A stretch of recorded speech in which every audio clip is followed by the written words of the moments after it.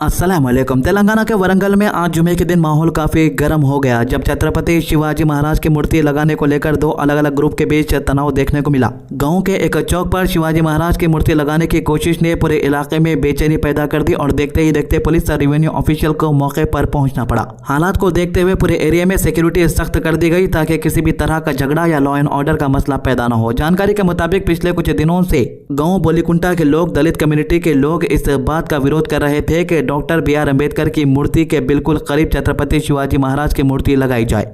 गांव वालों का कहना था कि इस फैसले से गांव में तनाव बढ़ सकता है और इस मामले पर पहले सभी लोगों की राय लेनी जरूरी है। दूसरी तरफ शिवाजी महाराज की मूर्ति लगाने का समर्थन करने वाले लोग इस बात पर जोर दे रहे थे कि इन्हें भी अपने महान ऐतिहासिक वीर का सम्मान देने का पूरा हक है और मूर्ति की स्थापना शांति के साथ होनी चाहिए। इसी बीच रात के अंधेरे में कुछ लोगों ने चुपके से बोलीकुंटा के इसी जंक्शन पर छत्रपति शिवाजी महाराज की मूर्ति लाकर खड़ी कर दी। सुबह जैसे ही गाँव वालों को इस बात की खबर मिली तो माहौल और ज्यादा गर्म हो गया। दलित कम्युनिटी के लोग तुरंत यहाँ जमा हो गए और इन्होंने एडमिनिस्ट्रेशन से मूर्ति को हटाने की मांग की। इनका कहना था कि जब तक इस मामले पर सभी तरफ से सहमति नहीं बन जाती तब तक किसी भी मूर्ति की स्थापना नहीं होनी चाहिए।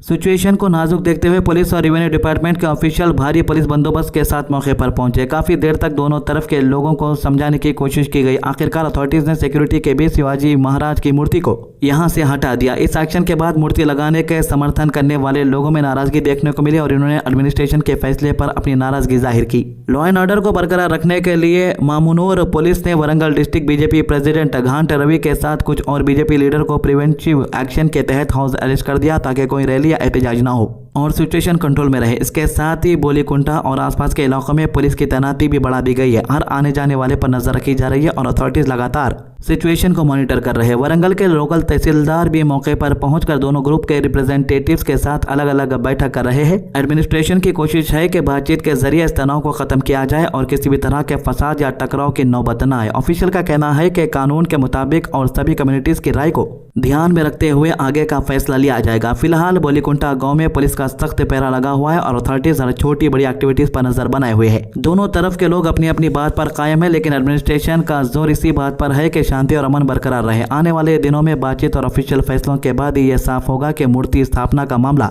किस तरह हल किया जाता है।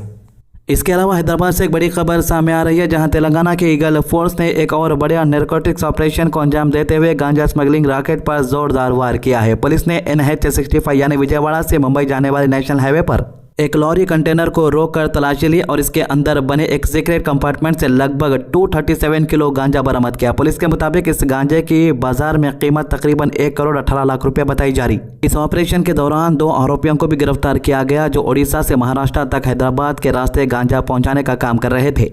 पुलिस के मुताबिक ऑपरेशन क्रेडिबल इन्फॉर्मेशन के बाद अंजाम दिया गया। तेलंगाना ईगल फोर्स की स्टेट टास्क फोर्स और अचाकोंडा नारकोटिक्स पुलिस स्टेशन की टीम ने मिलकर YNR फंक्शन हॉल के पास NH-65 पर नाकाबंदी की और एक लॉरी कंटेनर को रोककर चेकिंग शुरू की। पहली नजर में सब कुछ नॉर्मल दिख रहा था और आरोपी भी पुलिस को गुमराह करने की कोशिश कर रहे थे, लेकिन जब ऑफिसर्स ने कंटेनर की गहराई से तलाशी ली तो कैबिन के अंदर एक खास तरीके से बनाया गया सीक्रेट कंपार्टमेंट का पता चला। इस कंपार्टमेंट के अंदर 10 बोरियां में छुपा कर रखा गया 237 kg गांजा बरामद हुआ। पुलिस ने इस मामले में 2 लोगों को गिरफ्तार किया। पहला आरोपी राजेश कुमार है जो असल में बिहार का रहने वाला बताया जा रहा है। राजेश साल 2015 में मुंबई शिफ्ट हुआ था और यहां ट्रांसपोर्ट लॉरी चलाकर अपना गुजारा करता था। दूसरा आरोपी अनिल रंगनाथ महाराष्ट्र के पुणे का रहने वाला है और मजदूरी का काम करता था। पुलिस की जांच में पता चला कि दोनों पिछले कुछ महीनों से एक बड़े गांजे स्मगलिंग नेटवर्क के लिए काम कर रहे थे। पुलिस के मुताबिक लगभग 7 महीने पहले राजेश कुमार की मुलाकात सुरेश केदारी और धर्म शिंदे नाम के 2 लोगों से हुई थी। ये दोनों ओडिशा के गांजा लाकर पूना और मुंबई में सप्लाई करते थे।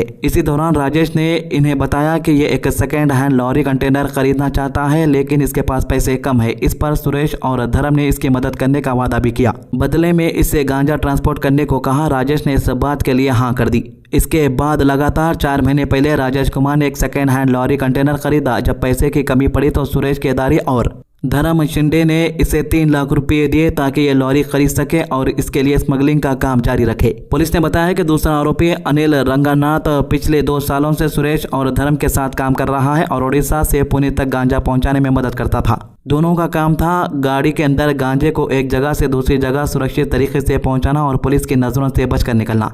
तो तेलंगाना के मौजूदा चीफ मिनिस्टर रेवंत रेड्डी ने कहा है कि स्कूलों के अंदर सिर्फ इंग्लिश सीखना काफ़ी नहीं है। सीएम ने स्कूलों से रिक्वेस्ट की है कि स्कूलों के अंदर जर्मन, जापानीज, कोरियन लैंग्वेज भी सिखाई जाए ताकि जो भी लोग ये लैंग्वेज सीखते हैं अगर वो दूसरे मुल्कों में जाकर काम करते हैं जैसे जापान, कोरिया के अंदर तो 2 लाख रुपये पर मंथ सैलरी आराम से मिल जाती।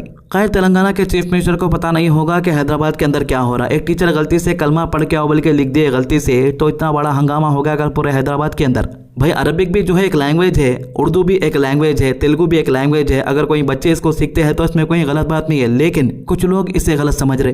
నైపుణ్యం పెరిగింది, దేశాల మీద పోటీ పెరిగింది। ఒకప్పుడు మనం అమెరికా వైపు చూసేటోళ్ళం, ఈరోజు మన ఉద్యోగ ఉపాధి అవకాశాలు German, Japan, south Korea, China లాంటి దేశాలల్లో పెద్ద పెద్ద ఉద్యోగాలు ఉన్నాయి। మన కాళ్ళ మీద మనం నిలబడే అవకాశాలు ఉన్నాయి। అందుకే మా టీచర్లకు అందరికి విజ్ఞప్తి చేస్తున్నా, పిల్లలకు జర్మన్, జపాన్ లాంగ్వేజ్ నేర్పండి, సౌత్ కొరియన్ లాంగ్వేజ్ నేర్పండి। బేసిక్స్ వస్తే కూడా నెలకు 2 లక్షల రూపాయలు సంపాదించుకునే పరిస్థితి ఈ రోజు ఉన్నది। ఒకప్పుడు మీరందరూ చూసిండ్రు, ఐఏఎస్లు, ఐపీఎస్లు విదేశాలకు పోయేటోళ్ళు స్టడీ టూర్ అని। तो धर्मेंद्र प्रधान का इस्तीफे के लिए अब मांग तेज होती जा रही है। सोनम वांगचुक का जंतर मंतर पर जिस तरीके से एहतजाज चल रहा है, भूख हड़ताल चल रही है, उसने कई लोगों को अपनी तरफ खींच लिया है। उसी में से हमारी ये बहन है, इनके लाखों के फॉलोअर्स है सोशल मीडिया पर। इनका कहना है कि जिस तरीके से मुसलमान सपोर्ट कर रहे हैं उसी तरीके से गैर मुस्लिम को भी सपोर्ट करना चाहिए। मुझे आज खुद को हिंदू कहने में शर्म आ रहा है। मुझे लग रहा है मैं हिंदू पैदा क्यों हो गई। देश के उन गद्दार हिंदुओं से बेहतर देश के मुसलमान हैं जो कम से कम सोनम वांगचुक जी के साथ खड़े हैं और लड़ाई लड़ रहे हैं, देश के लिए लड़ाई लड़ रहे हैं। और मैं ऐसा पता है क्यों कह रही हूँ। दोस्त कुछ कहना चाह रहा भाई, बोलना। हाँ भाई, मैं ये बोलना चाह रहा हूँ, हमारे देशवासियों को मुस्लिमों से बहुत ज्यादा खतरा है और आपको दिखाता हूँ कहाँ खतरा है। अब ये देखिए, इतना ज्यादा खतरा है, देखो बीजेपी के हिसाब से। बिल्कुल, कितना खतरा है भाई इतना ज्यादा खतरा है, बस इतना ही खतरा है कि तुम्हें चैन से सोने मिल जाएगा बस। तो दोस्त, फेक चीजों पे विश्वास मत करो, रियलिटी आके जानो। तो इसके अलावा कांग्रेस जनता पार्टी का एहतजाज जो चल रहा है वहाँ पर कुछ अजीब चीज़ें भी देखने को मिल रही है। कुछ अंधभक्त वहाँ पर आ रहे हैं अपनी बात को रखने के लिए, लेकिन वो अपनी बात को नहीं रख पा रहे, जिसकी वजह से खड़े खड़े इनके आंख में असरात आ रहे हैं। अभी आप जिस लड़की को देखते हैं ये एक बड़ी अंधभक्त है। ये यहाँ पर माहौल ख़राब करने के लिए आए थे, लेकिन इसके ऊपर एक ऐसा साया आ गया जिसको देखकर हर कोई यहाँ पर हैरान रह गया। ये अचानक चीखने पुकारना शुरू कर दी।